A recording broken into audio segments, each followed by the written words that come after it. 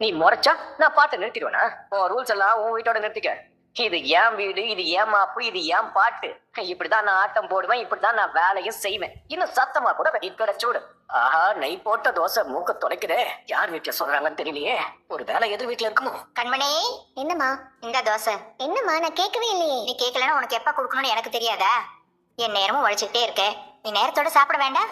இந்தா தோசை சூடா இருக்கும் போதே சாப்பிட்டுடு. நெய் போட்டியா? ஆசம சமையல் இருக்குமா? பின்ன ஊத்துக்குழி வெண்ணைய வாங்கி உருட்டி நெய்ல சுட்ட தோசையாச்சே. இந்த வாசனைக்கே 4 தோசை சாப்பிடுவேன். சாப்பிடு. எப்படி கொட்டிக்கிறா பாரு அன்பு கண்ட்ரோலாரு. ஏய், இப்படி பசிக்கிற நேரத்துல என்ன பாக்க வச்சு வத்துன்றாளே. வாசனை வேற கம கமந்து, பசி வேற வயிற்று கிள்ளுதே. ஓ, திமிரு பிடிச்சவன் வேணும்னே பண்றான்னு நினைக்கிறேன். என்ன வெறுப்பேத்துறதுல அவ்வளவு சந்தோஷமா? இப்ப போடுங்க பாக்கல ஒரு குத்து ஸ்டெப். என்ன யாரையும் காணோம். அப்போ காலிங் பெல் யார் அடிச்சா? இது கண்மணி வரீங்களா? ஆமா. நீங்க யாரு? நம்ம காலேஜ் அசோசியேஷன்ல இருந்து வரேன். கண்மணின்னு பேர் வச்சு கண்ணு தெரியலையா? இது பால் பாக்கெட், இது நியூஸ் பேப்பர். அது தெரியுது. இதே இதுக்கு எனக்கு தெரியுங்க. நான் கேட்கவே இல்லையே. ஹலோ, இது காலனியோட ரூல்ஸுங்க.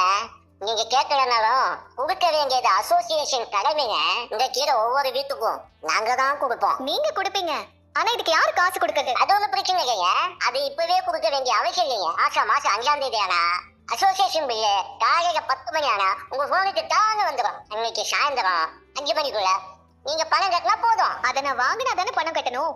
எனக்கு வேண்டாம், நீங்க எடுத்துட்டு கிளம்புங்க. ஹலோ மேடம், இப்படியெல்லாம் பேசக்கூடாது.